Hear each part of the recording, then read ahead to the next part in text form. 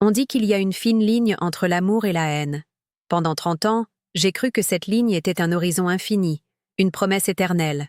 Mon mari, lui, l'a franchie en une seule phrase, me laissant pour morte dans un lit d'hôpital. Il pensait que J était faible, une simple façade pour son génie. Il a oublié un détail crucial. C'est moi qui ai bâti notre empire, et c'est moi qui allais le réduire en cendres. Si cette histoire de trahison et de vengeance vous intrigue, abonnez-vous et dites-moi dans les commentaires depuis quel coin du monde vous me suivez. Avant que le sang ne refroidisse, ma vie était un tableau de maître. Hélène Dubois, 58 ans, PDG de Biogenèse, l'une des fiertés du CAC 40. Notre hôtel particulier à Neuilly-sur-Seine, N, était pas seulement une maison. CE était le symbole de notre réussite, la forteresse de notre amour. Chaque matin, je regardais Marc, mon mari, le docteur Lévesque, et je voyais un génie introverti dont le brillant esprit avait besoin de moi pour éclairer le monde. J était sa stratège, sa voix, son bouclier. Nous étions une équipe de rêve, inséparable, invincible. J'ai consacré ma vie à protéger son héritage, notre héritage, convaincu que chaque décision, chaque sacrifice, était pour nous. Mon univers tournait autour d'une seule et unique certitude, notre partenariat. Une illusion parfaite que j'avais moi-même contribué à polir jusqu'à ce qu'elle brille d'un éclat aveuglant. Ma confiance était mon plus grand atout et, sans que je le sache, ma vulnérabilité la plus fatale. Je voyais la dévotion de Marc comme une preuve d'amour inconditionnel, ses longues nuits au laboratoire de la défense comme le fardeau du génie et non comme le théâtre de sa trahison. Et puis il y avait Camille Roche, sa jeune protégée. Je la regardais avec une fierté presque maternelle, si brillante, si ambitieuse. Je croyais voir en elle le reflet de ma propre jeunesse, une future leader que je prenais plaisir à guider. Elle me couvrait d'éloges en public, son admiration semblait si sincère. Ensemble, ils m'avaient tissé un cocon de fausse importance. Marc insistait pour que je me ménage, que je lui laisse les complexités techniques du laboratoire pour me concentrer sur la stratégie globale. Je pensais qu'il me protégeait du stress, alors qu'il m'isolait de la vérité. Il me faisait sentir indispensable tout en me rendant superflu. J était la reine d'un royaume dont les clés ne m'appartenaient déjà plus, et dans mon bonheur aveugle, je n'ai absolument rien vu venir. Le crissement des pneus sur le périphérique a été le son final de mon ancien monde. Un instant, je pensais à la présentation du conseil d'administration du lendemain. L'instant d'après, le monde N était plus qu'une symphonie de verres brisés et de métal tordu. Je me suis réveillée dans un brouillard de douleur et de confusion à l'hôpital. Les voix étaient étouffées, lointaines, comme si elles parvenaient du fond d'un puits. Puis, une phrase a percé le voile, nette et glaciale. C était la voix de Marc, mon mari, répondant à un médecin qui lui demandait de donner son sang pour me sauver. Je préférerais mourir que de sauver quelqu'un comme toi. À chaque mot était un éclat de glace planté dans mon cœur. La douleur physique de mes blessures n'était rien comparée à la froideur assassine de cette phrase. 30 ans de mariage, d'amour, de partenariat, anéantis en un souffle. Mon esprit a lutté pour rejeter ces mots, pour les classer comme une hallucination due au choc. Mais l'intention était trop pure, la haine trop palpable. J'avais entendu la vérité, et elle était monstrueuse. Quand j'ai pu entr'ouvrir les paupières, je l'ai vue. Marc était là, le visage déformé par une angoisse théâtrale. Il s'est précipité vers l'infirmière qui avait entendu, balbutiant des excuses, parlant du choc, de la panique, de la peur de me perdre. Il jouait le rôle du mari dévasté avec une perfection qui m'a glacé le sang. Je l'ai observé, incapable de bouger, prisonnière de mon propre corps, et j'ai compris. L'homme qui pleurait à mon chevet n'était pas celui qui avait prononcé ma condamnation à mort quelques instants plus tôt. C étaient deux facettes du même monstre, l'un cachant l'autre. La chaleur de son contact, quand il a pris ma main, m'a brûlé comme de l'acide. À cet instant, l'amour s'est évaporé, remplacé par une clarté terrifiante. Je n'étais pas sa partenaire. J'y étais sa cible. J'y étais face à un ennemi qui portait le masque de l'homme que j'avais aimé plus que ma propre vie. Et pour survivre, je devais prétendre ne rien savoir, ne rien avoir entendu. Les jours à l'hôpital se sont étirés dans une torpeur angoissante. Mon corps guérissait lentement, mais mon esprit était en état de guerre. Une infirmière m'a apporté un sac en plastique contenant mes effets personnels récupérés sur les lieux de l'accident. Mon téléphone à elle, écran fissuré, mon portefeuille, les restes de mon tailleur Chanel. Machinalement, j'ai fouillé les poches de mon manteau, cherchant un lien tangible avec la femme que j'y étais avant. Mes doigts se sont refermés sur un objet froid et métallique que je n'ai pas reconnu. C'était une petite clé USB, d'un design épuré et sans aucune marque distinctive. Elle ne m'appartenait pas. Je n'avais jamais vu cet objet de ma vie. Mon cœur s'est mis à battre plus vite. D'où venait-elle? Qui aurait pu la glisser dans ma poche? Un frisson m'a parcouru. Ce n'était pas un hasard. Dans le chaos de ma vie qui s'effondrait, cette petite pièce de technologie semblait être la seule chose solide, la seule piste tangible. Cette clé USB est devenue mon encre et mon obsession. Allongée dans mon lit d'hôpital, je la faisais rouler entre mes doigts, son poids dérisoire contrastant avec l'énormité des questions qu'elle soulevait. Je repassais en boucle les heures précédant l'accident, mes rendez-vous, mes discussions, les visages que j'avais croisés, rien. Personne n'avait eu l'occasion de s'approcher assez près pour un tel geste. Alors, comment? Mon cerveau, celui qui avait bâti un empire sur la stratégie et l'anticipation, s'est mis en marche, ignorant la douleur et la tristesse. La clé N n'était pas un objet perdu. C était un message. Peut-être une erreur de l'un de mes ennemis, ou un avertissement d'un allié inconnu. Les mots de Marc résonnèrent dans ma tête, non plus comme une simple déclaration de haine, mais comme la conclusion logique d'une conspiration dont je ne soupçonnais pas l'existence. Cette clé N était pas seulement une anomalie. Si était la première pièce du puzzle qui expliquerait pourquoi mon mari voulait ma mort. Le jour de ma sortie, J était une femme changée. L'amour avait fait place à une détermination de glace. Marc et Camille sont venus me chercher, débordant d'une sollicitude écœurante.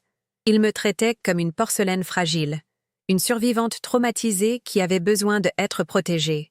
J'ai joué le jeu. J'ai pleuré dans les bras de Marc. Je l'ai remercié pour son soutien, acceptant son récit sur le choc traumatique qui lui avait fait dire des choses insensées. Je devais devenir l'incarnation de la faiblesse qu'ils attendèrent de moi. C était mon seul avantage. Avant de quitter ma chambre, j'ai soigneusement dissimulé la clé USB dans la doublure de mon nouveau sac à main. Il ne devait jamais savoir que je l'avais trouvée. Il ne devait jamais savoir que j'avais entendu. Je suis rentrée à la maison, non pas en tant qu'épouse blessée, mais en tant qu'espionne en territoire ennemi. La partie D échec venait de commencer, et j'avançais mon premier pion en secret, avec la certitude que je n'arrêterais pas avant de les avoir mis échec et mat. De retour dans notre hôtel particulier de Neuilly, l'air était lourd d'une sollicitude écœurante. Marc et Camille m'entouraient, leur visage pétri d'une inquiétude si parfaitement jouée qu'elle en devenait grotesque. Ils parlèrent de choc post-traumatique, d'un stress immense qui aurait poussé Marc à prononcer des mots qu'il ne pensait pas. Ils attendaient une explosion de ma part, des larmes, des accusations. C'était le scénario qu'ils avaient préparé, celui où je jouerais le rôle de elle, épouse blessée et hystérique, facile à manipuler, facile à écarter, mais en les regardant, en écoutant leur performance, un calme glacial s'installait en moi. Je ne voyais plus mon mari et sa protégée. Mes deux acteurs médiocres dans une pièce mal écrite. Ils me sous-estimaient. Ils me croyaient faible, brisé, prévisible. Et c'est dans cette erreur de jugement fondamental que j'ai vu s'ouvrir, non pas un abîme de désespoir, mais une voie royale pour ma contre-attaque. Ils attendaient une tempête. Je leur offrirais le silence assourdissant du prédateur qui a repéré sa proie. Au lieu de la fureur qu'ils anticipaient, je leur ai donné ce qu'ils désiraient le plus, la confirmation de ma fragilité. Mes épaules se sont affaissées, ma lèvre inférieure a tremblé, et des larmes, non pas de chagrin mais de pure stratégie, ont coulé sur mes joues. Je me suis tournée vers Marc. J'ai pris sa main, et d'une voix brisée, je lui ai murmuré les mots qui allaient sceller leur perte. « Pardonne-moi, mon amour. Pardonne-moi de t'avoir fait si peur. Je ne sais pas ce que je ferais sans toi. » J'ai vu le soulagement inonder leur visage, rapidement suivi d'une lueur de triomphe condescendant dans leurs yeux. Ils avaient gagné. La vieille Hélène, émotive et dépendante, était de retour. Ils se sont empressés de me rassurer, de me promettre de prendre soin de moi, de tout gérer pendant ma convalescence. Le piège venait de se refermer, non pas sur moi, mais sur eux. Ils m'avaient eux-mêmes tendu le masque dont j'avais besoin pour opérer dans l'ombre, et dans leur arrogance, Ils ne voyant pas que la femme qu'ils pensaient réconforter venait de signer leur arrêt de mort. Une fois seule dans le silence de ma chambre, la façade s'est effondrée pour révéler non pas une femme en deuil, mais une stratège en état de guerre. L'amour-haine était plus qu'un souvenir lointain, une nécrologie que j'avais déjà rédigée dans mon esprit. La douleur avait été cautérisée par la haine froide et pure qui avait jailli de ses propres lèvres. 30 ans de ma vie s'étaient révélés être une illusion, une longue et méticuleuse escroquerie. Très bien. S'ils voulaient jouer, nous allions jouer. Mais selon mes règles, ma mission haine était plus de guérir, mais de démanteler. Je n'allais pas seulement leur reprendre ce qu'ils m'avaient volé, j'allais anéantir la fondation même de leur arrogance, brique par brique, mensonge par mensonge. L'empire biogenèse, que j'avais bâti de mes mains, ne serait pas leur trophée. Il serait leur tombeau. Mon esprit, libéré des chaînes de l'affection, fonctionnait avec une clarté redoutable. Le plan commençait à prendre forme, non pas comme une vengeance passionnelle, mais comme une OPA hostile sur leur existence. Ma faiblesse supposée serait mon armure et mon arme. Ils me voulaient diminuer, confuse, dépendante. Je serais la meilleure actrice qu'ils aient jamais vue. Chaque soupir de fatigue, chaque moment d'oubli apparent serait une pièce de théâtre méticuleusement répétée. Je les laisserais me gérer, me protéger, me tenir à l'écart des décisions importantes, croyant me neutraliser alors qu'ils me donneraient exactement ce dont j'avais besoin, du temps et de l'espace. Pendant qu'ils célébreraient leur victoire imminente, je serais dans l'ombre, une espionne dans ma propre maison, rassemblant mes forces et mes informations. Pendant qu'ils me couvraient comme une relique fragile, je commencerais à analyser le contenu de cette clé USB, le premier fil de la tapisserie de leur trahison. Ils pensaient avoir gagné la guerre en une seule bataille. Ils n'avaient pas compris que pour moi, la guerre venait à peine de commencer. Et je n'ai jamais perdu une guerre. Ma première décision, prise dans le silence glacial de mon bureau reconquis, fut de faire appel à un fantôme, Gérard, l'ancien chef de la sécurité de Biogenèse, un homme dont la loyauté envers moi était aussi inébranlable que sa paranoïa était légendaire. C'était Marc qui avait insisté pour son renvoi, il y a 3 ans, le qualifiant de « relique d'une époque de méfiance ». Quelle ironie délicieuse. La paranoïa que mon mari avait tant méprisée allait devenir mon arme la plus affûtée. Je savais que Gérard, mis à la retraite de force, nourrissait une rancune tenace non pas envers moi, mais envers celui qui l'avait évincé. Il était la seule personne en dehors de ce cercle de traîtres en qui je pouvais avoir une confiance absolue. Mon plan nécessitait un allié invisible, un homme habitué à opérer dans les ombres, et Gérard était né pour ce rôle. Il était temps de rappeler le chien de garde. Je l'ai contacté via un vieux téléphone prépayé, un vestige de mes débuts, lorsque la prudence était une seconde nature. Nous nous sommes retrouvés dans un petit café anonyme près de la gare de l'Est, un lieu si impersonnel qu'il en devenait parfaitement sûr. Gérard n'avait pas changé, son regard perçant analysait chaque recoin de la pièce, chaque client. Il m'a écouté sans m'interrompre, son visage de pierre ne trahissant aucune émotion, tandis que je lui racontais une version édulcorée de l'histoire. Des soupçons d'irrégularité, une intuition de trahison au plus haut niveau. Je n'ai pas mentionné les mots de Marc. C était une blessure trop personnelle, un carburant que je gardais pour moi seul. Quand j'ai eu terminé, il a simplement hoché la tête. J'ai toujours su que ce l'évêque n'était pas net.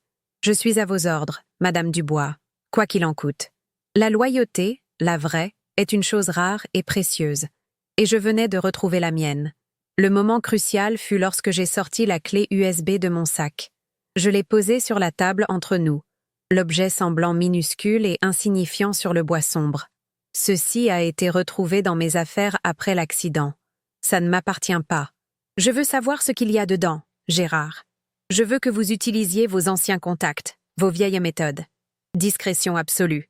Personne ne doit savoir que vous travaillez pour moi. Vous êtes un fantôme.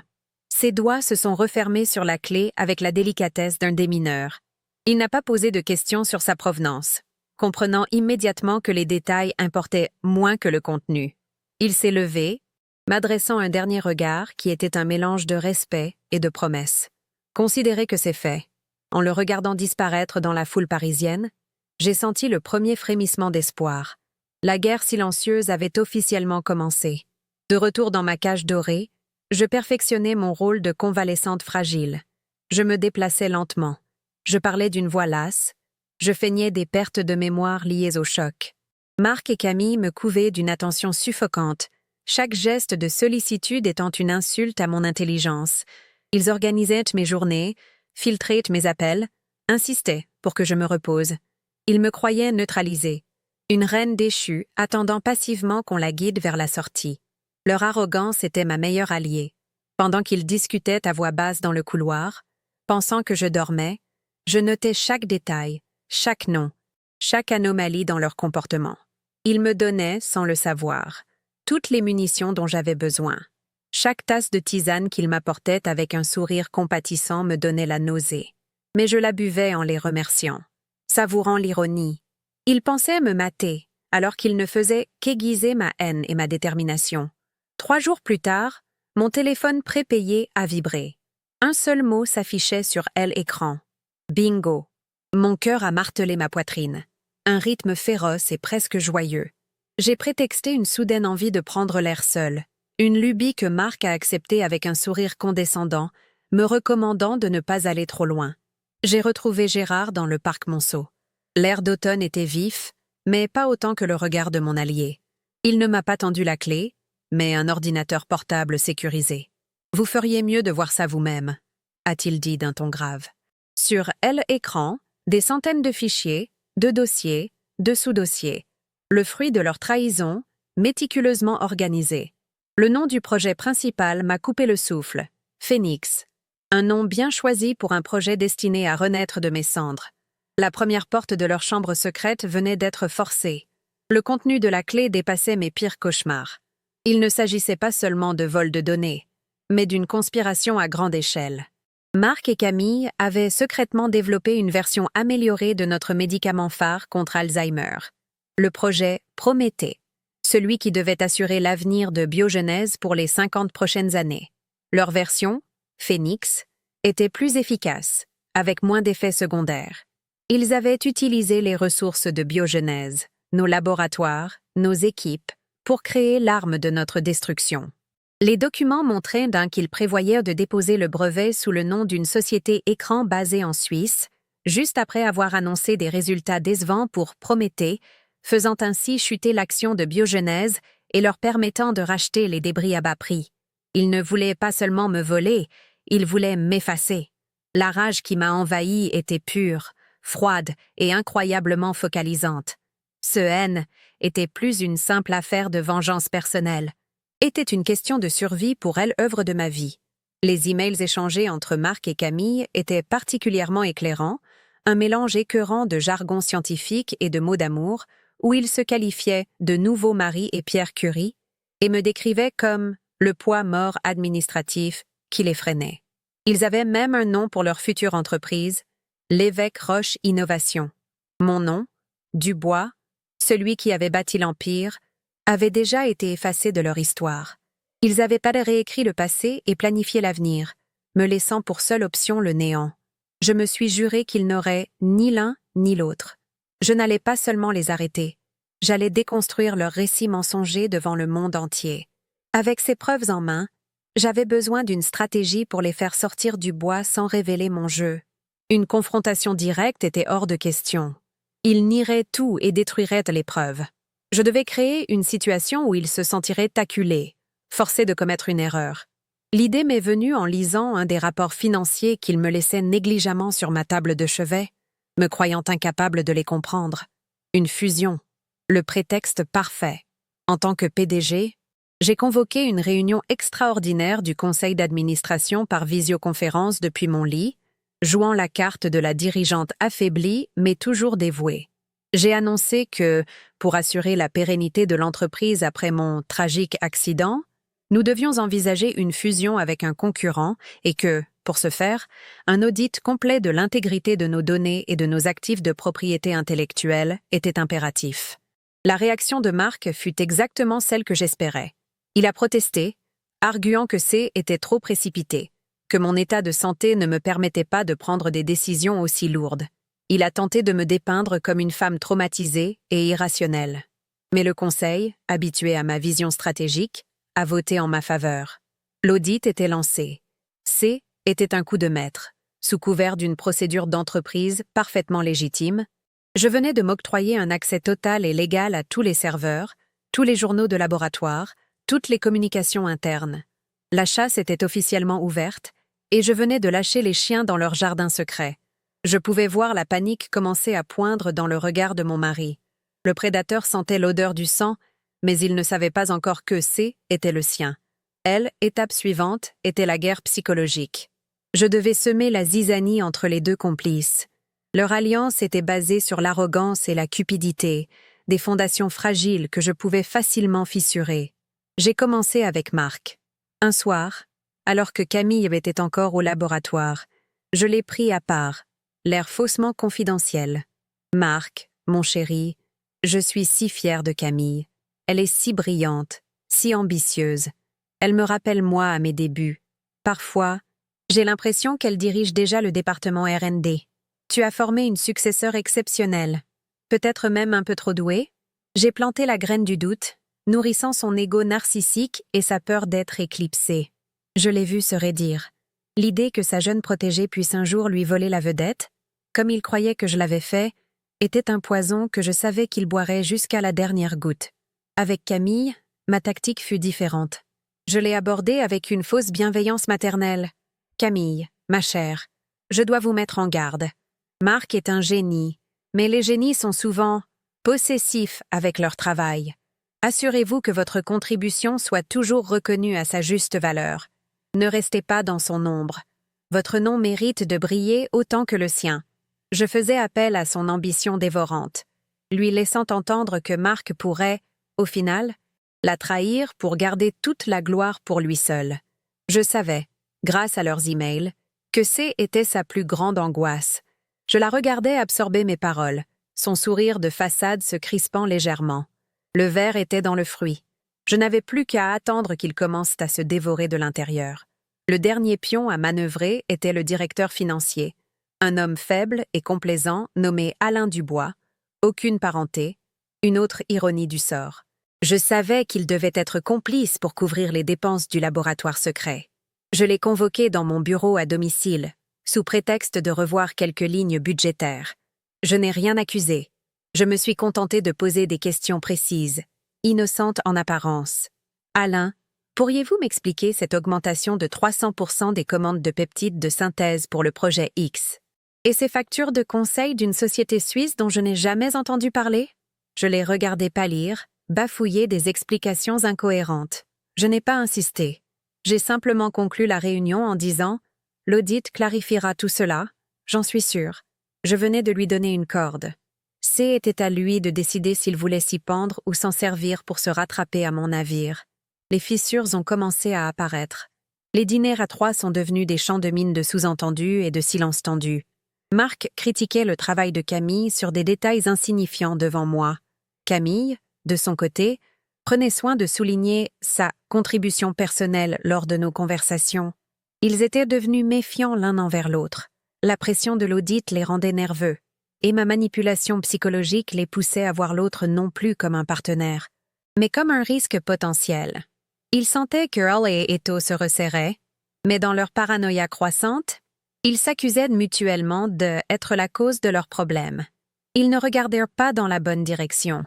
Ils ne me voyaient toujours pas, la femme brisée dans son fauteuil, qui tirait les ficelles de leur destruction imminente. Un soir, Gérard m'a transmis une information capitale. L'analyse des métadonnées de la clé USB suggérait qu'elle avait été créée sur un poste de travail au sein même de notre département R&D, par un chercheur de niveau intermédiaire. La personne qui l'avait glissée dans ma poche le jour de l'accident N était pas un ennemi, mais un lanceur d'alerte. Un allié silencieux, terrifié mais juste, qui avait vu la trahison se préparer et avait tenté de m'avertir de la seule manière possible. Cette révélation a renforcé ma détermination. Je n'étais pas seule. La corruption de Marc et Camille était si profonde qu'elle avait engendré ses propres anticorps au sein de l'organisme qu'ils tentèrent d'infecter. Je ne me battais plus seulement pour moi, mais aussi pour ces employés loyaux qu'ils étaient prêts à sacrifier sur l'autel de leur cupidité. L'audit avançait, me fournissant un flux constant de preuves accablantes qui corroborèrent les informations de la clé USB. Chaque jour, Une nouvelle pièce du puzzle se mettait en place. Les relevés de serveurs montraient les transferts de fichiers vers des adresses externes. Les notes de Fred Alain révélaient les voyages secrets en Suisse. Les enregistrements de sécurité montraient Marc et Camille entrant dans un laboratoire non répertorié aux heures les plus indues. J'avais les preuves scientifiques, financières et logistiques. Ma toile était tissée, chaque fil solidement ancré dans des faits irréfutables. La guerre silencieuse était presque gagnée. Il ne me restait plus qu'à choisir le lieu et l'heure de la bataille finale, celle qui se déroulerait non pas dans l'ombre, mais sous les projecteurs les plus aveuglants que je pourrais trouver. La mise en place de l'audit a agi comme une pierre jetée dans une mare de serpents. Le calme précaire qui régnait dans notre hôtel particulier s'est évaporé, remplacé par une tension électrique, presque palpable. Marc et Camille ne se parlaient plus à voix basse dans les couloirs. Ils s'isolaient dans le bureau ou le jardin, leurs conversations devenant des murmures urgents et agités dès que j'approchais. Leurs sourires attentionnés étaient toujours là, mais ils ne parvenaient plus à atteindre leurs yeux. Je voyais la peur derrière leur masque, une peur pure et primitive. Ils savaient que le temps leur était compté. Ils sentaient les murs de leur conspiration se resserrer autour d'eux, mais dans leur arrogance, ils ne pouvaient imaginer que était moi, la femme affaiblie dans son fauteuil, qui tirait les ficelles. Ils cherchaient une menace extérieure, un traître dans leur rang, sans jamais regarder la proie qu'ils croyaient avoir déjà abattue. Le changement a été subtil au début, une fatigue inhabituelle, plus profonde que celle de ma convalescence. Un brouillard mental qui descendait sans prévenir, rendant difficile la concentration sur les rapports complexes que je m'efforçais de lire en secret. Au début, j'ai mis cela sur le compte du traumatisme, des séquelles de l'accident. Était l'explication logique, celle qu'ils voulaient que j'accepte. Je me sentais flotter, mes pensées devenant cotonneuses, mes réflexes plus lents. Était une sensation insidieuse. Une dégradation lente de mon arme la plus précieuse, mon esprit. Je me suis surprise à oublier un nom, à perdre le fil d'une conversation. Chaque petit échec était une victoire pour eux. Je le voyais dans le bref éclair de satisfaction qui traversait le regard de Marc lorsqu'il me corrigeait avec une fausse patience. Il ne me brisait pas, il me dissolvait. Marc est devenu l'infirmier modèle. Il a pris en charge la gestion de mes médicaments avec une sollicitude qui aurait pu tromper n'importe qui. Chaque matin et chaque soir, il arrivait avec un verre d'eau et les pilules prescrites par le médecin, alignées dans la paume de sa main. « N'oublie pas tes vitamines, ma chérie », disait-il avec un sourire qui me glaçait le sang. Il insistait pour que je les prenne devant lui. Un geste soi-disant attentionné pour s'assurer que sa femme convalescente ne manquait pas à son traitement. Je comprenais sa manœuvre. Ce N était pas de l'attention, était de la surveillance. Il s'assurait personnellement que le poison faisait son effet. J'avalais les gélules sous son regard scrutateur, mon esprit hurlant en silence, tout en élaborant déjà la parade à cette nouvelle attaque, la plus personnelle et la plus dangereuse de toutes. La confirmation est venue une après-midi, alors que je tentais de travailler sur l'ordinateur sécurisé que Gérard m'avait fourni. Les lignes de code et les tableaux financiers, qui m'étaient autrefois aussi familiers que mon propre reflet, se sont mis à danser devant mes yeux, se transformant en une bouillie incohérente. Une vague de vertige si intense m'a submergée que j'ai dû m'agripper au bureau pour ne pas tomber. Ce n'était pas le contre-coup d'un accident. Était chimique. Était délibéré. La vérité m'a frappé avec la violence d'une collision frontale. Il était en train de m'empoisonner.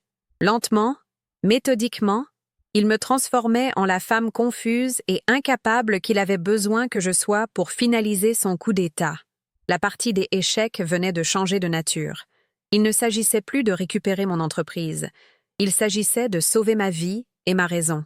La peur a été une vague glaciale qui a menacé de me paralyser. L'idée qu'il puisse me droguer dans mon propre lit, sous le couvert de l'amour et du soin, était d'une perversité monstrueuse. Mais la peur a rapidement cédé la place à une rage froide et pure. Cette escalade était une erreur de sa part. Une erreur fatale. En s'attaquant à mon esprit, il ne faisait pas que tenter de me neutraliser. Il me fournissait la justification ultime pour l'annihilation totale que je préparais. Il ne méritait plus seulement la ruine. Il méritait la destruction. Cette nouvelle attaque a effacé les dernières traces de la femme que j'avais été. Il n'y avait plus de place pour la nuance ou la pitié. Il avait franchi une ligne qui transformait ma vengeance en un acte de légitime défense. N était plus la reine déchue cherchant justice. J était une survivante traquée qui allait mordre jusqu'au sang. Mon plan devait évoluer, devenir plus audacieux. Je ne pouvais plus me contenter de preuves de fraude financière. J'avais besoin de la preuve irréfutable de sa tentative de m'incapaciter. J'ai contacté Gérard, cette fois avec une urgence frénétique. Nous nous sommes retrouvés dans une ruelle sombre du Marais, l'anonymat de la nuit étant notre seul allié. Il m'empoisonne, Gérard, ai-je murmuré, les mots me brûlant la gorge. Il altère mes médicaments. Le visage de Gérard s'est durci, la surprise laissant place à une fureur contenue. Il ne m'a pas posé de questions. Il n'a pas douté de moi un seul instant. « Donnez-moi 48 heures », a-t-il simplement répondu. « Je vais transformer cette maison en une souricière. » Son calme professionnel était le seul réconfort dans la tempête qui faisait rage en moi. Le défi était immense. Comment obtenir un échantillon des pilules trafiquées sans qu'il s'en aperçoive? Et comment continuer à jouer mon rôle de victime de plus en plus confuse, alors que chaque fibre de mon être voulait hurler ma haine? La réponse était de pousser mon jeu d'actrice à son paroxysme. Je devais devenir encore plus faible, encore plus dépendante à leurs yeux. Le lendemain matin, j'ai simulé une crise de panique, prétendant ne plus reconnaître Camille, la prenant pour une infirmière. La peur feinte dans ma voix était si convaincante que même moi, j'y aurais presque cru. J'ai vu le regard que Marc et Camille ont échangé au-dessus de ma tête. Un regard de triomphe. Ils pensaient que la fin était proche, que leur plan fonctionnait à merveille. Ils ne se doutaient pas qu'ils ne faisaient qu'accélérer leur propre chute. Cette performance m'a donné l'ouverture dont j'avais besoin. Profitant d'un moment où Marc était au téléphone dans le jardin, se vantant à mi-voix de la détérioration rapide de mon état, je me suis précipitée dans sa salle de bain. Le flacon de mes médicaments était là, sur le comptoir en marbre. Mon cœur battait à tout rompre. Avec des mains tremblantes, j'ai dévissé le bouchon. J'ai prélevé 2 gélules et les ai remplacées par des placebos d'apparence identique que Gérard m'avait fournis. Chaque seconde semblait durer une éternité. Le bruit de ses pas se rapprochant dans le couloir m'a presque fait défaillir. J'ai refermé le flacon et l'ai reposé à sa place exacte, une fraction de seconde avant qu'il n'entre dans la pièce. Il m'a trouvé appuyé contre le mur, le souffle court, l'air perdu. Je ne savais plus où j'y étais, ai-je balbutié. Il m'a souri, un sourire de prédateur, et m'a doucement raccompagné jusqu'à ma chambre. Sans se douter que je tenais sa condamnation au creux de ma main. Gérard a été fidèle à sa parole. La nuit suivante, alors que la maison était plongée dans le silence, son équipe a opéré. Des techniciens fantômes, experts en contre-espionnage, ont installé des micro-caméras indétectables dans les pièces stratégiques, ma chambre, le bureau de Marc, le salon. Ils étaient des professionnels, rapides et invisibles. Le lendemain matin, tout était en place. La souricière était prête. Je n'avais plus qu'à attendre que le rat se montre. La paranoïa que Marc avait tant moquée chez Gérard était devenue mon œil omniscient, observant chaque recoin de ma prison dorée. L'ironie était si parfaite qu'elle aurait pu être douloureuse si je n'avais pas été vidée de toute autre émotion que la détermination. Dès lors, chaque jour était une danse macabre. Je prenais les placebos sous le regard attentif de Marc, tout en simulant avec une précision croissante les effets du poison qu'il croyait m'administrer. Ma mémoire devenait de plus en plus défaillante en sa présence, mes discours de plus en plus incohérents. C était un exercice épuisant, un dédoublement de personnalité constant, mais la haine était un carburant inépuisable. Je les regardais devenir de plus en plus audacieux, de plus en plus sûrs d'eux. Ils ne prenaient même plus la peine de chuchoter. Ils discutaient ouvertement de la nécessité d'invoquer une procuration médicale, de contacter les membres du conseil pour les préparer psychologiquement à ma mise en retrait imminente. Ils parlaient de moi comme si J était déjà un fantôme, une coquille vide. Le premier enregistrement vidéo est arrivé sur mon terminal sécurisé. L'image était d'une clarté effrayante. On y voyait Marc, seul dans son bureau, au milieu de la nuit. Il tenait le flacon de mes médicaments et, avec une concentration de laborantin, remplaçait méticuleusement mes véritables pilules par d'autres, sorties d'un sachet anonyme. Il n'y avait aucune hésitation dans ses gestes, aucune trace de remords sur son visage. C était une procédure froide, clinique, exécutée avec l'efficacité d'un scientifique. Le voir ainsi, dépouillé de son masque de mari aimant, a confirmé ce que je savais déjà. L'homme que j'avais aimé n'avait peut-être jamais existé. J était face à un monstre à l'intelligence calculatrice, et j'avais enfin la preuve de sa monstruosité. L'analyse des pilules que j'avais réussi à subtiliser est revenue peu après. Le rapport du laboratoire indépendant contacté par Gérard était sans équivoque. Les gélules contenaient un cocktail puissant de benzodiazépines et d'antipsychotiques à faible dose, un mélange conçu pour provoquer une confusion mentale sévère, des pertes de mémoire et une fatigue extrême sur le long terme. Une recette parfaite pour simuler une démence précoce ou les symptômes d'une maladie neurodégénérative. Il ne voulait pas me tuer rapidement. Il voulait m'effacer, discréditer mon esprit avant de se débarrasser de moi, s'assurant que personne ne croirait jamais un mot de la vieille folle qu'il aurait créée. C'était un plan diabolique, et le rapport en était la preuve scientifique irréfutable. Armé de ces nouvelles preuves, j'ai senti le pouvoir basculer définitivement de mon côté. Je n'étais plus sur la défensive. J'avais désormais de quoi l'envoyer en prison pour des décennies, bien au-delà de la simple fraude. Mais la prison était une peine trop douce. Il méritait l'humiliation publique, la destruction totale de son ego et de son héritage. J'ai continué à jouer mon rôle, mais avec une nouvelle confiance intérieure. Chaque mot confus que je prononçais était une note dans la symphonie de sa chute. Chaque regard vide que je lui lançais était un clou de plus dans son cercueil. Je le regardais s'agiter, planifier, se sentir tout-puissant, savourant l'attente du moment où j'allais abattre mon jeu et le regarder se noyer. Leur arrogance a atteint son paroxysme lorsqu'ils ont fixé la date de mon exécution publique. Le gala annuel de biogenèse est l'événement le plus prestigieux de l'année qui devait se tenir au pavillon Gabriel. C était le point culminant de notre réussite sociale et professionnelle, une soirée que j'avais toujours organisée avec une fierté méticuleuse. Ils ont décidé que ce serait la scène parfaite. Dans une conversation captée par les micros de Gérard, j'ai entendu leur plan. Marc m'accompagnerait sur scène, la pauvre Hélène affaiblie. Je devais faire un discours d'ouverture, qu'il s'attendait à être incohérent et pathétique. Ensuite, Marc interviendrait, le mari dévasté mais responsable, pour annoncer ma nécessaire mise en retrait pour raison de santé et présenter Camille comme la nouvelle lumière guidant l'avenir de biogenèse. Il voulait m'humilier devant le monde entier. Il venait de me donner l'arme et la scène de ma vengeance. Le moment de quasi-échec, celui qui a failli tout faire basculer, est survenu 3 jours avant le gala. J était dans ma chambre, en train de remplacer les pilules empoisonnées par mes placebos, une routine devenue presque banale. Mais ce soir-là, J a été épuisé par la tension constante. Mes mains ont tremblé et j'ai laissé tomber le flacon de placebo sur le sol de la salle de bain, les gélules se dispersant sous la coiffeuse. Au même instant, j'ai entendu les pas de Marc dans le couloir, plus proche que prévu. La panique, une vraie cette fois, m'a saisie. Il ne pouvait pas me trouver là, à 4 pattes, ramassant des pilules qu'il ne connaissait pas. Il n'y avait pas d'issue. Mon cœur s'est arrêté. L'improvisation a été un réflexe de survie. Au moment où il a poussé la porte, je me suis redressée d'un coup, portant la main à ma tête avec un gémissement de douleur. Je me suis tournée vers lui, les yeux écarquillés, le visage empreint d'une terreur feinte. « Marc, j'ai cru voir quelqu'un à la fenêtre. » ai-je haleté. Mon regard s'est porté sur la fenêtre derrière lui, forçant son attention à se détourner du sol. Son instinct de protecteur, même faux, a pris le dessus. Il s'est précipité vers la fenêtre, scrutant l'obscurité du jardin, me tournant le dos pendant quelques secondes cruciales. C était tout ce dont j'avais besoin.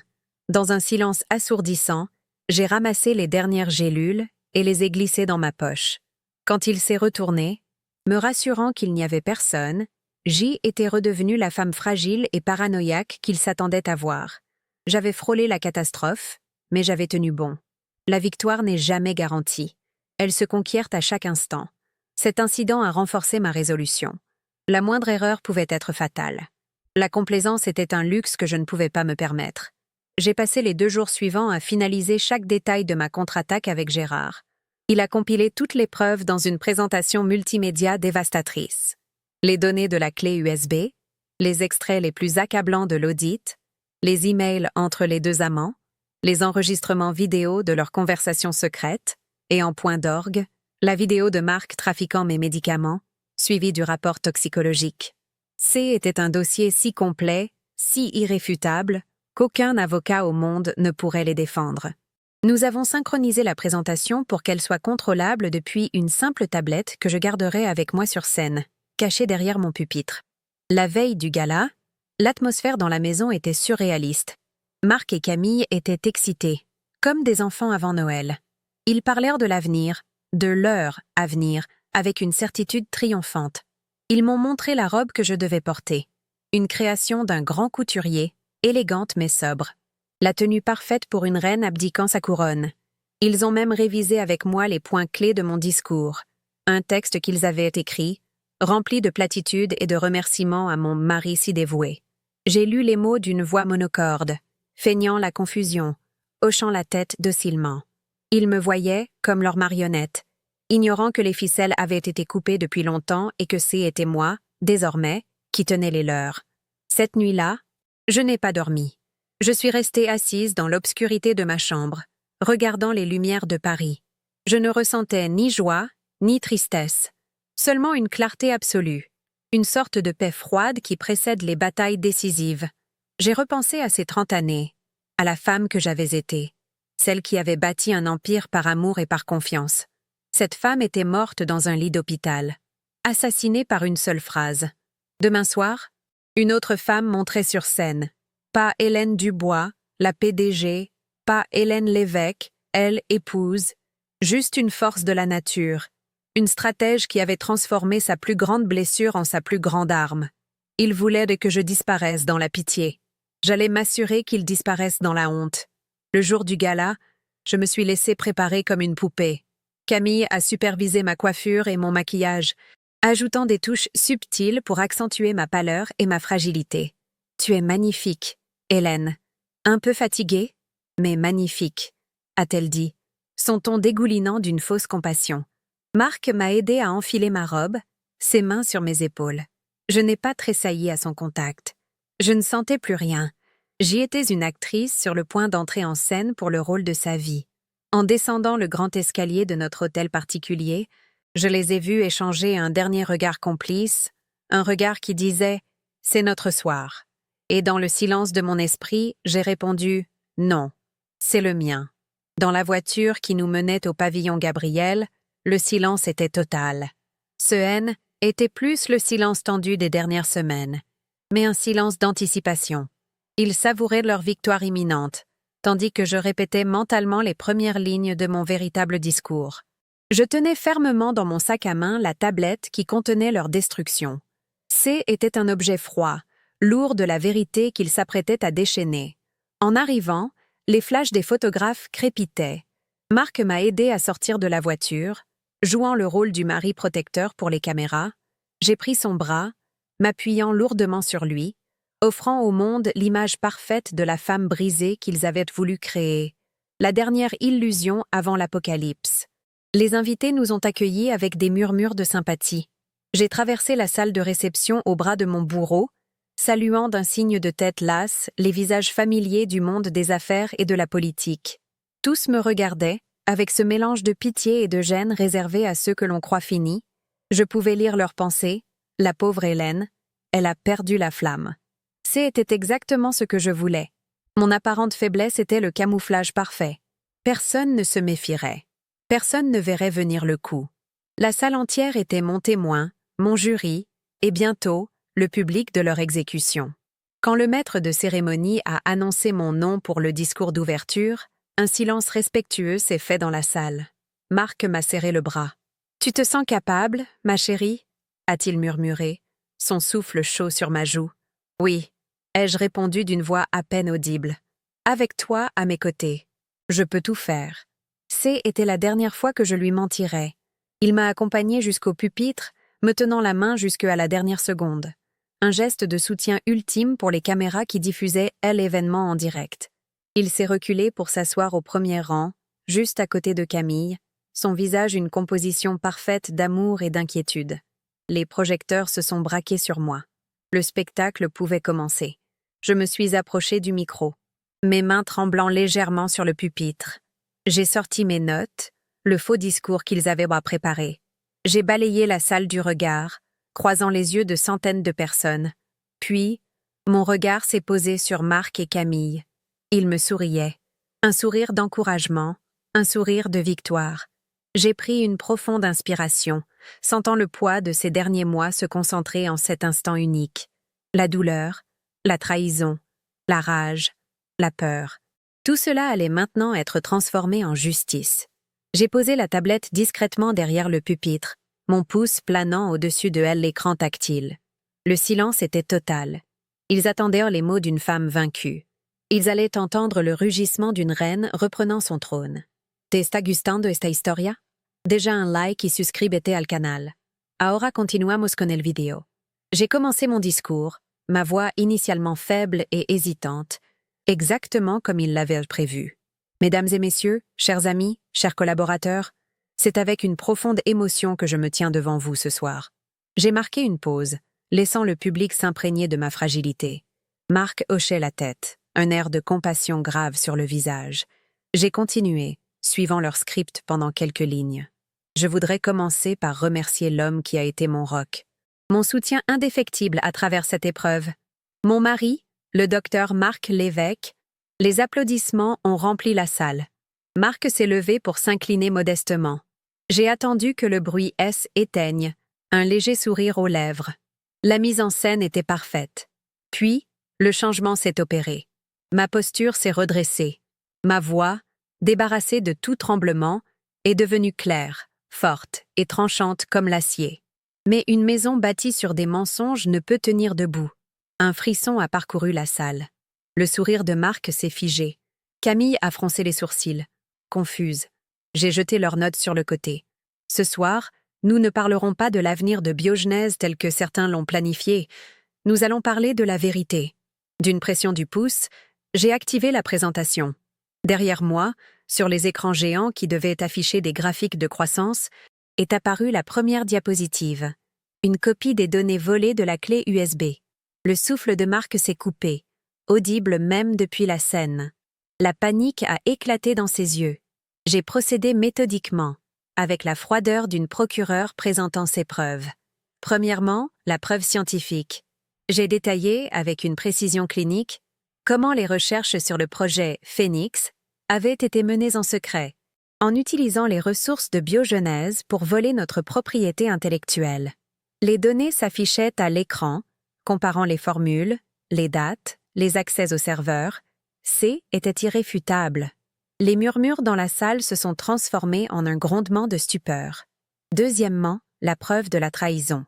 Les écrans ont changé, affichant désormais les emails et les messages échangés entre Marc et Camille. Leurs mots d'amour mêlés à leurs plans pour me faire écarter, pour manipuler le conseil d'administration, pour fonder leur nouvelle entreprise sur les ruines de la mienne, leurs propres mots, projetés en lettres géantes pour que tous les voient. Camille est devenue livide, sa bouche s'ouvrant et se fermant sans qu'aucun son n'en sorte. Elle regardait Marc, non plus avec adoration, mais avec une haine naissante. La confiance entre eux venait de voler en éclats en direct. Et enfin, la preuve finale. J'ai fait une pause, laissant le suspense atteindre son comble. La preuve de jusqu'où ils étaient prêts à aller. L'écran est devenu noir une seconde, puis s'est allumé sur la vidéo de surveillance du bureau de Marc. La salle a retenu son souffle en le voyant, aussi clairement qu'en plein jour, remplacer mes médicaments. Puis, j'ai projeté un autre extrait, une conversation entre lui et Camille dans leur laboratoire secret. Sa voix a résonné dans les haut-parleurs, glaciale et méprisante. Avec la nouvelle dose, au gala, elle peinera à se souvenir de son propre nom. Ce sera une pitié. Un cri d'horreur a traversé l'audience. Le chaos a explosé. Sous les projecteurs, piégés, Marc et Camille se sont désintégrés. Camille s'est levée, pointant le chaos a explosé sous les projecteurs, un pandémonium parfaitement orchestré. Camille s'est levée d'un bond, son visage déformé par la panique et la trahison, pointant un doigt, tremblant vers l'homme qu'elle avait suivi aveuglément. « C'est lui qui a tout manigancé !» Sa voix était stridente, perçant le silence stupéfait de la salle. « Il m'a manipulé. Il m'a promis que nous allions révolutionner la science ensemble, que tu n'étais qu'un obstacle. » Marc, le visage livide, la regardait comme si elle était un serpent qui venait de le mordre. Il était piégé, exposée, et sa première réaction fut de tenter de la détruire elle aussi. Le premier domino venait de tomber, et j'allais m'assurer que tous les autres suivraient dans une cascade dévastatrice. Je suis restée immobile derrière mon pupitre, non pas comme une victime, mais comme la déesse de la vengeance observant son jugement se dérouler sous ses yeux. Marc a tenté de reprendre le contrôle, de jouer sa dernière carte, celle du génie incompris trahi par une subalterne hystérique et ambitieuse. Il s'est levé, ajustant son costume comme pour se redonner une contenance. « Mesdames et messieurs, je vous prie de m'excuser pour cette crise de nerfs. Mademoiselle Roche est une jeune chercheuse brillante mais fragile, visiblement incapable de gérer la pression. Son ambition l'a manifestement poussée à inventer ce scénario calomnieux. Il parlait d'une voix posée, mais la sueur qui perlait sur son front le trahissait. Il a commis l'erreur fatale de me regarder, cherchant une once de l'ancienne Hélène, celle qu'il aurait peut-être crue. Il n'a trouvé qu'un regard de glace. Dans sa tentative de l'isoler, il ne faisait que s'enfoncer davantage, car chaque mot de déni était un mensonge de plus face à des preuves irréfutables projetées en lettres de feu derrière lui. Je n'allais pas le laisser dicter la fin de la pièce. J'ai repris la parole, ma voix coupant court à ses protestations. « Fragile, Marc? Comme moi? Est-ce pour cela que vous avez jugé nécessaire d'augmenter la dose ?» La question a atterri comme une bombe au milieu de la salle. Je n'ai pas attendu sa réponse. « Parlons de choses concrètes, voulez-vous? Parlons de la société écran, l'évêque Roche Innovation, enregistré à Genève il y a 6 mois. Ou peut-être des virements de plusieurs millions d'euros effectués par notre directeur financier, Alain Dubois, qui est actuellement en train de tout avouer aux autorités que j'ai prévenues il y a 1 heure. À la mention d'Alain, j'ai vu la dernière lueur d'espoir s'éteindre dans ses yeux. Le rat avait quitté le navire, il était seul, et il le savait. Réalisant qu'elle était le bouc émissaire désigné, Camille a perdu toute retenue. La peur s'est muée en une fureur pure et autodestructrice. « Menteur !» a-t-elle hurlé, ses mots se bousculant dans un torrent de rage. « Tu m'avais promis que nous partagerions tout, le brevet, la gloire, l'argent. C'est toi qui as saboté les freins de sa voiture, tu m'as dit que c'était le seul moyen de la neutraliser définitivement. Tu as dit que sa mort serait considérée comme un tragique accident et que personne ne soupçonnerait jamais rien. » Un silence de mort est tombé sur l'assemblée. Elle venait d'avouer une tentative de meurtre, entraînant Marc avec elle dans l'abîme. Ils se déchiraient en direct, offrant au monde le spectacle sordide de leur cupidité et de leur cruauté. Mon plan avait fonctionné au-delà de mes espérances les plus folles. Ce fut le signal. Je n'ai même pas eu besoin de faire un geste. Aux différentes issues de la salle de bal, des silhouettes discrètes mais déterminées se sont mises en mouvement. Les hommes de Gérard, impeccables dans leurs costumes sombres, se sont avancés avec le calme et l'efficacité de professionnels. Ils n'ont été pas des gardes du corps de gala, mais d'anciens agents habitués à gérer des situations de crise.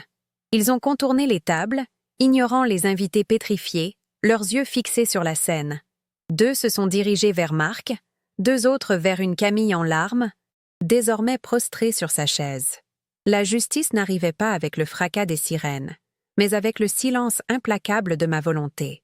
J'avais transformé le plus grand événement social de notre entreprise en la plus sophistiquée des souricières. Le spectacle de leur arrestation fut une humiliation publique absolue. Marc a lutté, criant que C était une conspiration, que J était folle. Mais ces protestations se sont noyées dans le crépitement des flashs des photographes qui avaient compris qu'ils assistaient à la chute d'un titan. On lui a passé les menottes sous les yeux de ses pairs, de ses rivaux, de tout le CAC 40. Camille, elle, n'a offert aucune résistance, se laissant emmener en sanglotant, le visage caché dans ses mains. En les regardant être escortés hors de la salle, hors de ma vie, je n'ai ressenti ni joie, ni triomphe. Seulement le vide immense et pur de la justice enfin rendue. La dette était payée. La blessure, cautérisée. Le chapitre était clos. Non pas avec des larmes, mais avec le claquement sec des menottes. Une fois qu'ils eurent disparu, je me suis retournée vers mon public, vers mon entreprise. Le silence était total, lourd de choc et d'incertitude. J'ai repris ma place au micro, ma posture haine étant plus celle d'une vengeresse, mais celle d'une commandante. Mesdames et messieurs, ce soir, vous avez assisté à une opération chirurgicale nécessaire. Biogenèse souffrait d'une maladie insidieuse, Une tumeur faite de mensonges, de cupidité et de trahison. Ce soir, cette tumeur a été extraite. Ma voix résonnait avec une autorité nouvelle, une force que personne, pas même moi, ne m'avait jamais connue. Le corps de cette entreprise est sain, nos recherches sont saines, notre avenir est sain. Le projet Prométhée continuera. Plus fort que jamais. La reconstruction commence maintenant. Et je serai à sa tête. Je les regardais. Ces centaines de visages tournés vers moi, et pour la première fois en 30 ans, je me sentais entière. La femme qui avait besoin de l'admiration de son mari pour exister était morte dans cet accident de voiture. Celle qui se tenait là, sous les lumières crues de la scène, était née de la trahison la plus profonde. Elle n'avait plus besoin d'un partenaire pour la valider, ni d'un amour pour la définir. La haine m'avait presque consumée, mais la quête de vérité m'avait reconstruite, plus solide, plus dure, plus lucide. Mon hôtel particulier à Neuilly me semblerait sans doute bien vide, mais pour la première fois, il serait entièrement à moi. Mon empire, mon avenir, ma vie, tout m'appartenait désormais. Mon véritable héritage ne faisait que commencer. CTA finale. Cette histoire vous a montré le pouvoir de la résilience. Si vous avez déjà dû vous battre pour reprendre le contrôle de votre vie, partagez votre expérience dans les commentaires. Votre histoire pourrait inspirer quelqu'un d'autre. N'oubliez pas de liker et de vous abonner pour plus de récits de justice et de force. À bientôt. Le silence qui a suivi leur départ du pavillon Gabriel N n'était pas un vide, mais un espace que j'ai immédiatement rempli de ma propre autorité. Face à des centaines de visages pétrifiés, j'ai repris la parole, non pas pour m'excuser du chaos, mais pour le définir. Ce que vous venez de voir n'est pas la fin de Biogenèse. C'est son véritable commencement. Ma voix, claire et sans la moindre trace d'émotion, a résonné dans la salle de bal. J'ai annoncé une restructuration immédiate, une politique de tolérance zéro envers la malhonnêteté et une vision renouvelée, plus forte et plus transparente. Ce soir-là, je n'ai pas seulement exposé des traîtres, j'ai organisé une prise de contrôle hostile de mon propre empire, devant un parterre d'investisseurs et de concurrents qui sont passés de la pitié à un respect teinté de crainte. La reine était de retour sur son trône, et son premier décret fut de signifier que le royaume n'avait jamais été aussi bien gardé. Le lendemain matin, le monde s'est réveillé avec leur nom sur toutes les lèvres, synonyme de la plus spectaculaire des chutes. Les unes des journaux financiers, du Figaro aux Échos, criaient la trahison au sommet du CAC 40. Depuis la suite que j'avais transformée en quartier général à l'hôtel Georges V, je lisais les articles non pas avec jubilation, mais avec la satisfaction froide d'une stratège voyant son plan se dérouler à la perfection. Chaque mot imprimé était une brique de plus dans le mur de leur prison, chaque image de leur arrestation un clou dans le cercueil de leur réputation. Ils avaient d'eau voulu m'effacer de l'histoire, mais dans leur chute, ils m'avaient de rendu légendaire. Je n'étais plus la femme bafouée. J'y étais l'architecte de la justice la plus impitoyable et la plus publique que le monde des affaires français ait connue depuis des décennies. Mon retour au siège de la Défense fut celui d'une conquérante. L'air dans les couloirs était chargé d'un mélange de peur et d'admiration. Ma première action fut de convoquer une réunion extraordinaire du conseil d'administration. Les mêmes personnes qui, quelques semaines plus tôt, me regardèrent avec une compassion condescendante étaient désormais suspendues à mes lèvres. Sans élever la voix, j'ai annoncé la mise à pied immédiate de chaque cadre supérieur, impliqué de près ou de loin, dans le complot d'Alain Dubois. La purge fut rapide, chirurgicale et sans appel. J'ai remplacé les traîtres par de jeunes talents loyaux que j'avais observés pendant des années, des esprits brillants que Marc avait toujours tenus à l'écart. En moins de 24 heures, Biogenèse N était plus la même entreprise. C était la mienne, dans les faits comme dans l'esprit. Le processus judiciaire fut une formalité écrasante. La montagne de preuves que j'avais accumulées, les données de la clé USB, les conclusions de l'audit, les enregistrements vidéo et, surtout, l'aveu public de Camille concernant la tentative de meurtre, a rendu leur défense impossible. Leurs avocats ont tenté de plaider la folie, la manipulation, mais rien n'a tenu face à la froide préméditation de leurs actes. Marc et Camille ont été condamnés aux peines les plus lourdes. La réclusion à perpétuité pour tentative d'assassinat, assortie de décennies supplémentaires pour espionnage industriel, fraude et abus de biens sociaux. Leurs biens furent saisis, leurs comptes gelés, et leurs noms, autrefois synonymes de génie scientifique, sont devenus une note de bas de page infamante dans les annales du crime en col blanc. La réaction du marché fut aussi spectaculaire que leur chute. Le jour de la révélation, l'action de Biogenèse a chuté de près de 20% dans les premières heures. Une panique prévisible. Était le moment que j'attendais. Utilisant mes liquidités personnelles, j'ai lancé un ordre d'achat massif, rachetant des millions d'actions à un prix dérisoire. Lorsque j'ai tenu ma conférence de presse l'après-midi même, présentant ma nouvelle équipe et ma vision pour l'avenir, la confiance est revenue en force. L'action n'a pas seulement récupéré ses pertes, elle a grimpé à un niveau historique. En 48 heures, j'avais non seulement sauvé mon entreprise, mais j'avais aussi consolidé ma participation majoritaire, devenant plus riche et plus puissante que je ne l'avais jamais été. Leur tentative de me ruiner avait financé mon ascension. La reconstruction de Biogenèse passait par l'éradication de leur héritage toxique. Chaque trace de leur existence fut systématiquement effacée. Le laboratoire de recherche principal, qui portait le nom de Marc, fut rebaptisé Centre Hélène Dubois pour l'innovation éthique. Leurs portraits furent décrochés des murs, leurs publications retirées de nos archives. Le projet Prométhée lui-même fut renommé. Je l'ai appelé Veritas. La vérité. Était un rappel constant, pour moi et pour le monde entier, que la science sans intégrité n'est qu'une perversion de l'intelligence. Ce n'était pas un acte de vengeance mesquin, mais une déclaration de principe. L'avenir de Biogenèse serait construit sur des fondations de transparence et d'honnêteté absolue, des valeurs qu'ils avaient si profondément méprisées. Je n'avais pas oublié l'allié silencieux qui avait initié ma quête de vérité. J'ai chargé Gérard de retrouver, avec la plus grande discrétion, la personne qui avait glissé la clé USB dans la poche de mon manteau. Il s'agissait d'un jeune biochimiste, Léo Martin, un esprit idéaliste qui avait découvert par hasard l'étendue de la trahison de Marc et Camille. Terrifié mais déterminé à faire ce qui était juste, il avait saisi l'opportunité le jour de mon accident. Je l'ai convoqué dans mon bureau. Il est entré, tremblant, s'attendant peut-être à des représailles pour son initiative. Au lieu de cela, je lui ai offert le poste de directeur adjoint du projet Veritas. Je l'ai regardé, les larmes aux yeux, comprendre que dans ma nouvelle ère, la loyauté et le courage étaient les qualités les plus précieuses. L'hôtel particulier de Neuilly-sur-Seine, autrefois le théâtre de mon bonheur illusoire, est devenu le dernier bastion de leurs souvenirs à conquérir. J'ai engagé une équipe pour le vider de tout ce qui appartenait à Marc.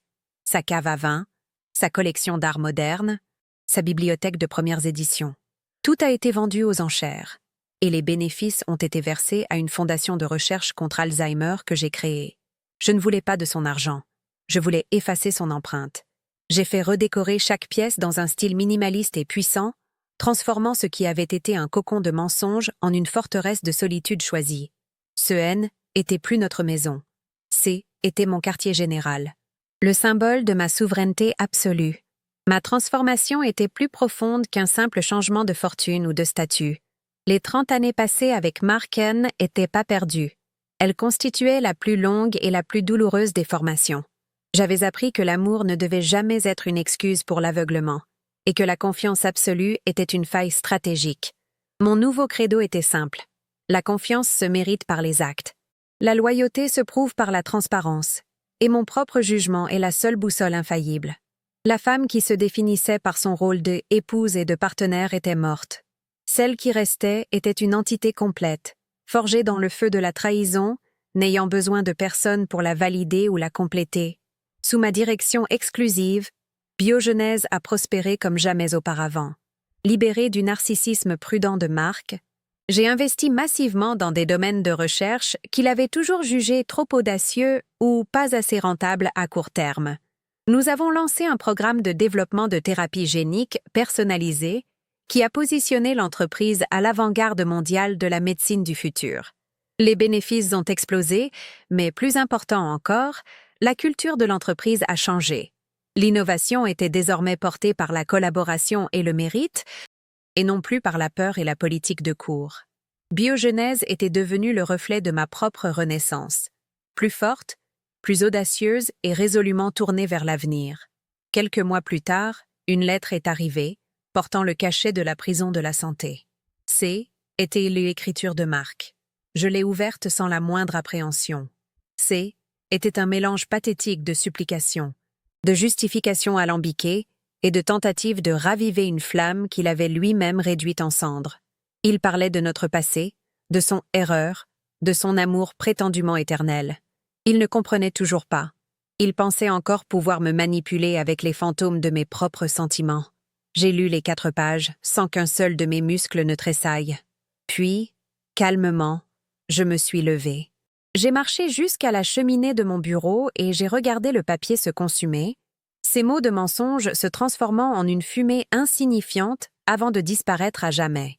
Ce soir, je me tiens seule devant l'immense baie vitrée de mon bureau, au sommet de la tour Biogenèse. Les lumières de la Défense scintillent à mes pieds, une constellation d'empires que je domine désormais. Le silence n'est pas pesant, il est puissant. Il est le son de ma liberté, le son du contrôle absolu. Je ne suis plus la femme qui regardait l'horizon en y voyant la promesse d'un avenir partagé. Je suis la femme qui est devenue l'horizon elle-même. La douleur, la trahison, la haine, ce ne sont que des cendres sous mes pieds. Et de ces cendres, une reine s'est relevée, non pas pour réclamer une couronne, mais pour forger son propre trône. L'avenir n'est plus une promesse. C'est un territoire que je m'apprête à conquérir, seule,